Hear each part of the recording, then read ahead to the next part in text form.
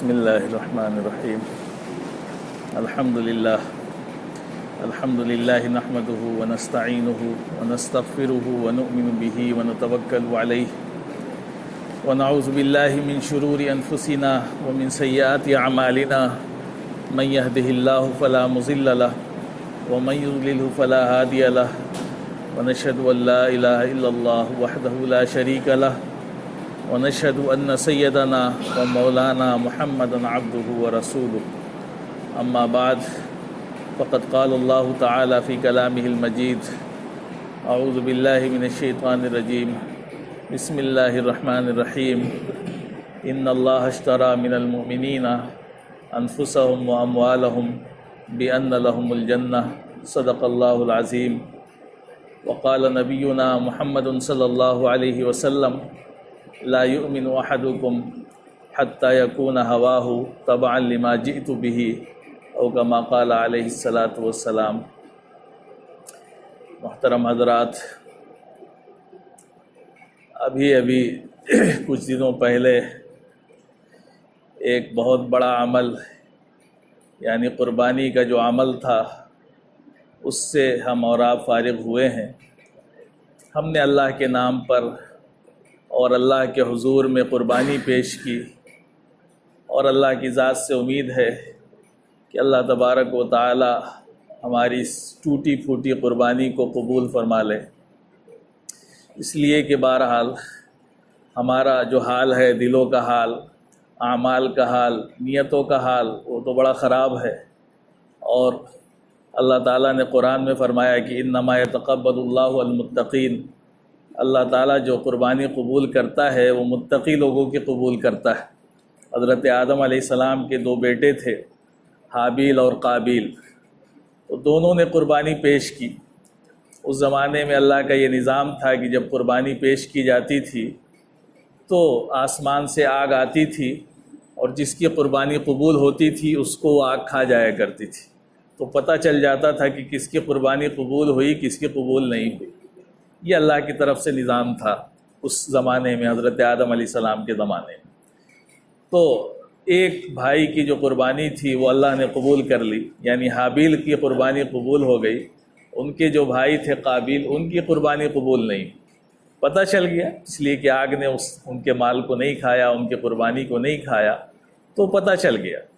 تو وہ جو دوسرا بھائی تھا بڑا ناراض ہوا اور بہت غصہ ہوا اپنے اس بھائی پر جس کی قربانی قبول ہو گئی تھی. تو اس نے ناراضگی کا اظہار کیا. تو اسی موقع پر اس کے بھائی نے کہا، حابیل نے کہا کہ میرے بھائی، اس میں میری کیا غلطی ہے؟ اگر تمہاری قربانی قبول نہیں ہوئی، تمہاری قربانی میں کوئی کمی ہے تو اس میں میں کیا کر سکتا ہوں؟ میرے طرف سے تو کوئی مسئلہ نہیں ہے کہ میں نے کوئی اللہ سے سفارش کی ہو یا اللہ سے کہا ہو کہ تمہاری قربانی کو قبول نہ کریں، ایسا تو نہیں ہے. تو فرمایا کہ انما یتقبل اللہ المتقین. اللہ تعالیٰ تو دلوں کے جو تقوی ہیں اس کے حساب سے قربانی قبول کرتا ہے. اب تم کو اپنا دل دیکھنا چاہیے، اپنی نیت دیکھنی چاہیے. بہرحال اس کی وجہ سے مسئلہ پیدا ہوا، اور قرآن میں اس کا پورا تذکرہ ہے، اور قابیل نے حابیل کو قتل کر دیا. تو مسئلہ یہ ہے کہ بہرحال اللہ تبارک و تعالیٰ نے امت محمدیہ پر تو بڑا احسان کیا کہ ہماری قربانی قبول ہوئی کہ نہیں ہوئی یہ تو دکھائی بھی نہیں دیتا ہے. اگر اس زمانے کی طرح ہوتا، اللہ یہ نظام بناتا کہ جس کی قربانی قبول ہوئی وہ پتہ چل جاتی، جس کی نہیں قبول ہوئی وہ بھی پتہ چل جاتی، تو ہم کہیں منہ دکھانے لائق نہیں رہتے، پریشان ہوتے، بے عزت ہوتے، اور فساد اور پیدا ہوتا. لیکن اللہ نے بڑا احسان کیا امت محمدیہ پر کہ اس کو پوشیدہ رکھا، اور یہ بھی اجازت دے دی کہ چلو اللہ کے نام پر قربانی پیش کی تو سارا گوشت تم کھا لو، استعمال کر لو، آپس میں بانٹ لو. اس کو بھی منع نہیں کیا کہ نہیں، قربانی کا مال جو ہے وہ استعمال نہیں کر سکتے. یہ سارے اللہ کے احسانات ہیں. تو بہرحال اس مہینے میں ایک بہت بڑا عمل پیش کیا قربانی کا. اور قربانی کا مطلب کیا ہوتا ہے؟ قربانی کا مطلب یہ ہے کہ ایسا عمل جس کے ذریعے سے بندہ اللہ کے قریب ہو جائے. اب وہ ایک جانور کی گردن پر چھری پھیرنا بھی قربانی ہے، اور اس کے علاوہ جو اعمال ہیں وہ بھی قربانی میں آئیں گے. یعنی بندہ اللہ کو راضی کرنے کے لیے نماز پڑھتا ہے، یہ بھی قربانی ہے۔ بندہ اگر اللہ کو راضی کرنے کے لیے اپنے مال کی زکوٰۃ نکالتا ہے، یہ بھی قربانی ہے۔ رمضان کے روزے رکھتا ہے اللہ کا قرب حاصل کرنے کے لیے، یہ بھی قربانی ہے۔ قرآن کی تلاوت کرتا ہے، اپنی نفسانی خواہشات کو چھوڑتا ہے، تو یہ ساری چیزیں جو ہے قربانی ہی ہیں، اللہ کا قرب حاصل کرنے کا ذریعہ ہے۔ تو جن چیزوں سے اللہ کا قرب حاصل کیا جائے وہ قربانی ہے۔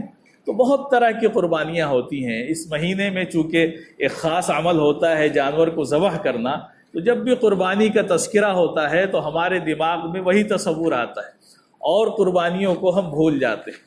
تو ہمیں اس پر غور کرنا ہے کہ یہ جو قربانی کا عمل ہوا یہ چلا گیا، یہ سال میں ایک بار آتا ہے، لیکن اس قربانی کے پیچھے عبرت کیا ہے، اس کا مقصد کیا ہے، وہ ہمیں درس کیا دیتا ہے، ہمیں کیا تعلیم دے کر کے جاتی ہے یہ قربانی، یہ اصل غور کرنے کی چیز ہے کہ قربانی تو چلی گئی، گزر گئی، لیکن قربانی کا مقصد کیا تھا؟ کیوں قربانی اللہ ہم سے کراتا ہے؟ وہ اللہ ہم سے یہ قربانی کرا کر کے چاہتا کیا ہے؟ یہ ایمان والوں کو غور کرنا چاہیے۔ ظاہر سی بات ہے جو بھی بندہ غور کرے گا اس کو آسانی سے یہ بات سمجھ میں آ جائے گی کہ یہ قربانی کا عمل ہمیں یہ درس دیتا ہے کہ ہم اللہ کے بندے ہیں۔ ہم کس کے بندے ہیں؟ ہم سب اللہ کے بندے ہیں، ہم سب اپنے رسول کے حکم کے غلام ہیں، ہم ان کی اطاعت کے غلام ہیں، ہم اسی لیے پیدا کیے گئے ہیں، لہٰذا جو بھی اللہ کا حکم ہوگا اس پر عمل کرنا ایک ایمان والے کی ذمہ داری۔ اب وہ حکم کچھ بھی ہو سکتا ہے، یہاں تک کہ اولاد کی قربانی بھی اللہ مانگ سکتا ہے اور جانور کی قربانی بھی مانگ سکتا ہے، یہ اللہ کی مرضی ہے، یہ اللہ کا حکم ہے۔ تو آپ دیکھیں کہ یہ قربانی کتنا بڑا عمل ہے۔ حضرت ابراہیم علیہ السلام جن کی سنت کو ہم ادا کرتے ہیں، اللہ نے ان سے کتنی قربانیاں لی، ایک قربانی نہیں لی، بڑی قربانیاں لی ان سے۔ آپ حضرت ابراہیم علیہ السلام کا واقعہ پڑھیں، ان کے قصے پڑھیں، قرآن میں موجود ہیں اور بھی کتابوں میں آپ کو مل جائیں گے، تو آپ کو اندازہ ہوگا کہ اللہ نے صرف ایک یہ ان کے بیٹے کی ایک بار یہ قربانی نہیں لی، بلکہ اس سے پہلے بھی وہ کتنی قربانیاں دے چکے تھے اللہ کی رضا کے لیے، اللہ کے حکم کے لیے، اللہ کی اطاعت کے لیے۔ اس سے پہلے بھی قربانیاں دی، آگ میں ڈالا گیا، ظاہر سی بات ہے بہت بڑی قربانی تھی وہاں۔ اس کے بعد ایک بڑھاپے میں بچہ ملا، 80-90 سال کی عمر میں ایک بچہ پیدا ہوتا ہے، اور جب وہ بچہ پیدا ہوگا تو انسان جانتا ہے فطری طور پر کہ اولاد سے ایک انسان کو کتنی محبت ہوتی ہے، بے پناہ محبت ہوتی ہے، وہ بھی ایسی اولاد جو بڑھاپے میں ملی ہو، بڑی تمناؤں کے بعد، بڑی آرزوؤں کے بعد، بڑی دعاؤں کے بعد جب وہ ملتی ہے، اور پھر اس کے بارے میں کوئی یہ کہے کہ اس اولاد کو چھوڑ دو یا اس کو ہمیں دے دو، یا اس کے بارے میں ایسا حکم ہو تو کیسی تکلیف ہوگی۔ لیکن حضرت ابراہیم کے ساتھ یہ چیزیں پیش آئیں، اللہ نے ان سے قربانی مانگی کہ ابھی چھوٹے تھے، دودھ پیتے بچے تھے، تب اللہ نے حضرت ابراہیم کو حکم دیا کہ آپ اپنے اس بچے کو اور اپنی بیوی حضرت ہاجرہ کو اس مکے میں، جو آج تو کیا پوچھنے ہیں، رونق ہی رونق ہے، جہاں اللہ کا گھر ہے، جہاں آپ جائے تو پوری چمک دمک ہے، رونق ہے، ہر چیز ہے وہاں پر، لیکن اس زمانے میں کیا تھا؟ کچھ نہیں تھا، بے آب و گیا میدان، جہاں نہ پانی تھا، نہ گھاس، نہ انسان کی زندگی گزارنے کی کوئی چیز، نہ وہاں جانور زندہ رہ سکتا تھا، کوئی زندہ نہیں رہ سکتا تھا، ایسا چٹیل میدان، اور وہاں پر اللہ کا حکم ہوتا ہے حضرت ابراہیم کو کہ آپ اپنے اس چھوٹے بچے کو اور اس بیوی کو چھوڑ کر کے جائیں۔ یہ حکم ہوا اللہ کا۔ آپ دیکھیں اللہ کتنی بڑی قربانی مانگ رہا ہے حضرت ابراہیم سے، اور حضرت ابراہیم اللہ کے نیک بندے تھے، اللہ کے نبی تھے، اور نبی سے بڑا کوئی اللہ کا بندہ نہیں ہوتا ہے۔ سب سے اونچا ان کا مقام اسی لیے ہے کہ وہ بندگی میں، عبدیت میں، اللہ کی اطاعت میں سب سے اوپر ہوتے ہیں، سب سے بڑا ہوا ان کا مقام ہوتا ہے۔ تو بغیر کسی اللہ سے سوال کے، کوئی سوال نہیں کیا اللہ سے کہ اللہ اتنے بڑھاپے میں اور اتنی تمناؤں کے بعد یہ ایک اولاد ملی ہے اور تو اس کو بھی چھوڑ کے جانے کو کہہ رہا ہے ایسی جگہ پہ جہاں پر زندگی کا کوئی سامان بھی موجود نہیں، کچھ نہیں۔ اللہ کا حکم ہوا، آپ نے اس وادی میں، اس مکے کی پہاڑیوں میں حضرت ہاجرہ کو، حضرت اسماعیل کو چھوڑا اور چل دیے۔ اب اس میں سب کے لیے عبرت ہے، عورتوں کے لیے بھی عبرت۔ انسان کہتا ہے کہ عورتیں بڑے دل کی کمزور ہوتی ہیں، بڑی ایموشنل، بڑی جذباتی ہوتی ہیں، وہ بہت چیزیں برداشت نہیں کر سکتی ہیں، لیکن ایمان کی طاقت ہو تو وہ عورتیں سب کچھ برداشت کر سکتی ہیں۔ ایمان ہونا چاہیے، اللہ اور اس کے رسول کی اطاعت اور اس کی کہہ لیجیے اس پر کامل یقین ہونا چاہیے، تو یہ عورتیں بھی مضبوط ہو جائے کرتی۔ تو حضرت ہاجرہ پریشان ہیں، بہت پریشان ہیں، حضرت ابراہیم سے سوال کر رہی ہیں۔ حضرت ابراہیم کوئی جواب نہیں دیتے، اپنے بیٹھ گئے اونٹ کے اوپر اور جانے کو تیار ہیں۔ حضرت ہاجرہ ان کو پکڑے ہوئے ہیں، ان کا دامن پکڑ رہی ہیں کہ بتائیں۔ تو جب دیکھا کہ یہ کچھ بول نہیں رہے ہیں تو پھر انہوں نے پوچھا کہ اچھا یہ بتائیں کہ کیا اللہ کا حکم ہے یہ؟ کہا کہ ہاں۔ بس اتنا سنا، ان کے دل کو تسلی ہو گئی، اور ان کو یہ نہیں لگا کہ اب اس جنگل میں، اس چٹیل میدان میں جہاں کوئی نہیں، انسان بھی نہیں، جانور بھی نہیں، پانی بھی نہیں، کھانے کا کوئی سامان بھی نہیں، کیسے زندہ ہے؟ بس اللہ پر یقین تھا، ان کو پتہ چل گیا کہ اللہ کا حکم ہے، چھوڑ دیا۔ حضرت ابراہیم نکل گئے، اور جب اوجھل ہو گئے اور جا کر کے اللہ سے دعا کی اس مکے کے لیے جو آج پورا آباد ہے، خوب دعا کی اس کے لیے کہ اللہ اس مکے کو آباد کر دے، لوگوں کے دل اس کی طرف مائل کر دے، یہاں سارے دنیا کے جو پھل ہیں وہ بھیج دے یہاں۔ اب دیکھیں آج جا کر کے مکے میں حضرت ابراہیم کی دعا ایسی قبول ہوئی کہ ساری دنیا میں جو پھل پیدا ہوں گے وہاں والوں کو نہ ملے، لیکن مکے والوں کو ملیں گے، وہ آباد ہے، وہاں رونق ہے۔ حضرت ابراہیم کی دعا قبول ہوئی۔ تو یہ اللہ کے اوپر یقین کی بات ہے۔ حضرت ہاجرہ نے چھوڑ دیا اور بڑی تکلیفیں برداشت کی، پانی نہیں ملا، دوڑتی تھیں صفا سے مروہ، مروہ سے صفا، ساری چیزیں آپ کو معلوم ہے، کتنی تکلیف برداشت کی۔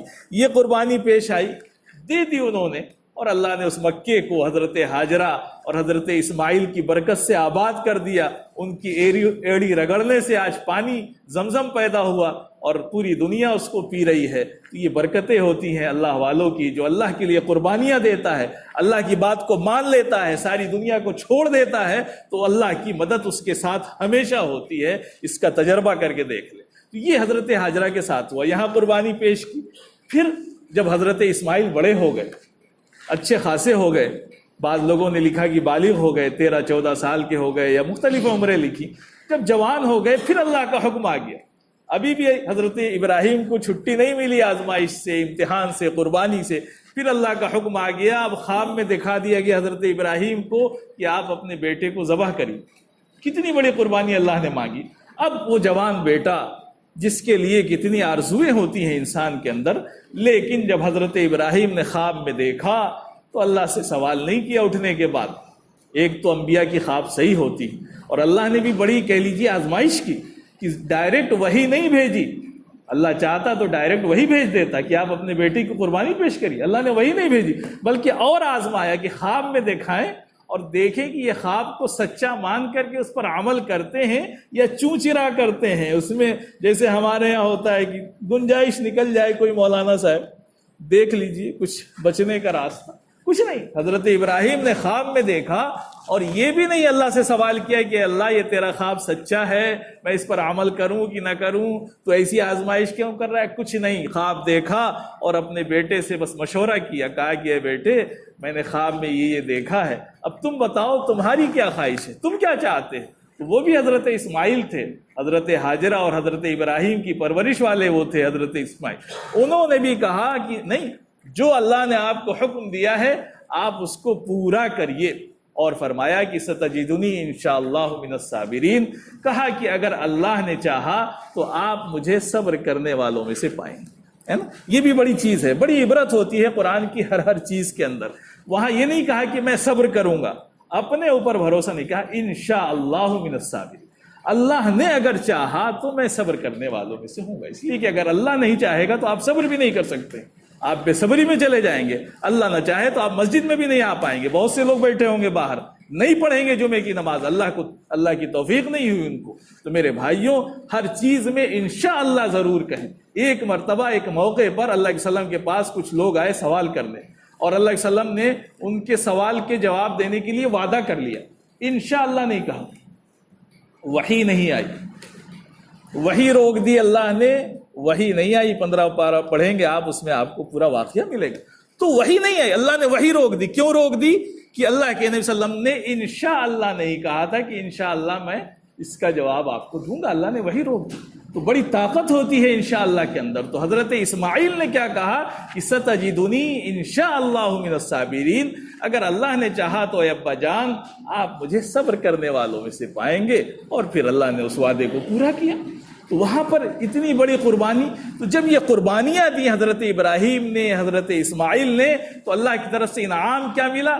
اللہ نے فرمایا قرآن میں کہ وَاتَّخَذَ اللَّهُ إِبْرَاهِيمَ خَلِيلًا، اللہ نے ابراہیم کو خلیل بنا لیا، دوست بنایا. کیا بنایا؟ ایسا لقب دیا اللہ نے جو کسی نبی کو نہیں دیا. اللہ نے کہا کہ میں نے خلیل بنا لیا ابراہیم کو، ابراہیم میرے دوست. اتنی آزمائش، اتنی قربانی اللہ نے مانگی، اور ہر قربانی کو وہ پیش کرتے چلے گئے. اور اللہ قربانی تو امتحان کے لیے لیتا ہے. اس کو نہ ان کے اولاد کی جان کی ضرورت تھی اللہ کو، نہ بس وہ تو یہ دیکھ رہا تھا کہ یہ جو ابراہیم ہیں جو بہت بڑے دعوے دار ہیں اللہ سے محبت کے، یہ اپنی محبت کے دعوے میں سچے کتنے ہیں. دیکھیں امتحان لے لیں ان کا. دعویٰ تو بہت کرتے ہیں، نعرے تو ہم لوگ بہت لگاتے ہیں، لیکن سچے کتنے ہیں اس کا امتحان ہوگا. اور جتنا اللہ سے جو قرب کا دعویٰ کرے گا، جتنا بڑا اپنے آپ کو اللہ والا کہے گا، اتنی بڑی آزمائش اللہ اس کی کرے گا. یہ پکی بات ہے. جتنا آپ اللہ سے قریب ہوں گے اتنی ہی آزمائش کے لیے آپ تیار رہیے، اتنی آزمائش ہوگی. اللہ سے دور ہوں گے کوئی آزمائش نہیں ہوگی. مستی کریے، گھومیے دنیا میں، ٹھاٹ کی زندگی گزاریے، اللہ کچھ نہیں پوچھے گا، آخرت میں پورا حساب لے لے گا. لیکن جو اللہ کے نیک بندے ہوتے ہیں، اللہ کا قرب حاصل کرنا چاہتے ہیں، تو اللہ موڑ موڑ پہ ان کو آزماتا ہے، اور وہ یہ دیکھتا ہے کہ یہ میری طرف آ رہا ہے یا دوسری طرف بھاگ رہا ہے. یہ آزمائش ہوتی رہے گی. یہ انبیاء کی پوری تاریخ ہمیں یہ تعلیم دیتی ہے. تو میرے بھائیوں، یہ جو دین ہے ہمارا نا، یہ ہم سے قربانی چاہتا ہے. ہم ان سے یہ عبرت حاصل کریں کہ جو قربانی ہم نے پیش کی، تو جانور کی گردن پر چھری پھیر دینا یا جانور کو ذبح کر لینا، اس کا گوشت کھا لینا، یہ قربانی نہیں ہے. قربانی کا مطلب یہ ہے کہ اللہ کے حکم کی اطاعت. اللہ ہم سے جان مانگے گا تو جان دیں گے، اللہ مال مانگے گا تو مال دیں گے، اللہ اگر ہم سے اولاد مانگے گا تو اولاد دیں گے. اللہ جو ہم سے مانگے گا ہم وہ دیں گے. کہنا بڑا آسان ہے، کرنا بڑا مشکل ہے. آج تو ہم اتنی بڑی قربانی دے رہے ہیں کہ چھوٹی سی چھوٹی قربانی نہیں دے سکتے. ہم اللہ کی رضا کے لیے، فجر کی نماز پڑھنے کے لیے نیند کی قربانی نہیں دے سکتے. ہماری نیند نہیں کھل سکتی اللہ کے حکم کی اطاعت کے لیے. ہم اولاد کی قربانی دیں گے، ہم اپنے جائیداد کی قربانی دیں گے. یہ تو صحابہ کے کہہ لیجئے ہمت تھی. انبیاء تو خیر انبیاء ہیں، صحابہ نے کر کے دکھایا کہ بڑی سے بڑی قربانی جو اللہ نے ان سے مانگی وہ صحابہ نے پیش کر. غزوہ تبوک کا موقع آیا، حضرت اللہ کے وسلم نے اعلان کیا کہ آج جو ہے مال کی ضرورت ہے، لاؤ مال پیش کرو، جنگ کرنی ہے ہمیں دشمنوں سے. تو وہاں ایک اعلان ہوا، اب قربانی کا موقع ہے، دیجئے کس کو کتنی قربانی دینی ہے. تو اس موقع پر حضرت عمر رضی اللہ عنہ کتنے اونچے درجے کے صحابی ہیں، انہوں نے اپنا سارا مال جمع کیا، گھر کا اکٹھا کیا، اور اس کو آدھا آدھا بانٹ دیا، اور آدھا لے کر کے آ گئے اللہ کے وسلم کے پاس. مال تھا ان کے پاس، ٹھیک ٹھاک تھا. اللہ کے وسلم کی خدمت میں آ کر کے پیش کیا. اللہ کے وسلم نے پوچھا کہ اے عمر کتنا مال گھر میں چھوڑا، گھر میں کچھ چھوڑا کہ نہیں؟ تو کہا اللہ کے وسلم آدھا مال گھر میں چھوڑ دیا ہے، آدھا آپ کے لیے لے کر کے آیا. اللہ کے وسلم بڑے خوش ہوئے، اور حضرت عمر بھی بڑے خوش تھے. اور حضرت عمر کے دل میں خیال آیا، یہ خیال آیا کہ حضرت ابو بکر صدیق رضی اللہ عنہ ہر موقع پر عبادت میں مجھ سے آگے رہتے ہیں. جہاں بھی مثال دی جاتی ہے وہاں حضرت ابو بکر کی دی جاتی ہے، لیکن آج ایسا لگتا ہے کہ میں حضرت ابو بکر سے اس مسئلے میں آگے بڑھ جاؤں. یہ ان کے دل میں خیال آتا ہے. انسان کے دل میں عبادت میں، اچھے کاموں میں آگے بڑھنے کا جذبہ ہونا چاہیے. خیال آیا ان کے دل میں، اور اتنے ہی میں حضرت ابوبکر صدیق بھی مال لے کر کے آئے، انہوں نے بھی اپنا مال پیش کیا. اللہ کے وسلم نے ان سے پوچھا کہ ابو بکر گھر میں کیا چھوڑا؟ تو کہا کہ اللہ کے وسلم میں نے گھر میں اللہ اور اس کے رسول کو چھوڑا ہے، یعنی سارا مال لے کر کے آ گیا. تو حضرت عمر فرماتے ہیں کہ میں نے اس دن سے سوچ لیا کہ میں کبھی زندگی میں حضرت ابو بکر سے آگے بڑھ ہی نہیں سکتا ہوں، اس لیے کہ سب کے اپنے اپنے مقام ہیں قربانی کے، سب کے اپنے مقام ہیں. ایک مقام حضرت ابو بکر کا ہے، ایک حضرت عمر کا ہے، ایک حضرت عثمان کا ہے، ایک حضرت علی کا ہے، حضرت حسن حسین کا ہے، سب کے اپنے اپنے مقام ہیں۔ ہر مقام کو ہر ایک حاصل نہیں کر سکتا ہے، سمجھے کہ ہم بھی ہاں خواہش ہونی چاہیے اچھے کاموں میں۔ یہ قربانیاں تھی کہ مال پیش کر دیا، اور غزوہ تبوک میں جانا ہے، سخت گرمی کا زمانہ ہے، پھل پکے ہوئے بالکل تیار ہیں، اور ادھر سے اعلان ہوتا ہے کہ سب کو جہاد میں چلنا ہے۔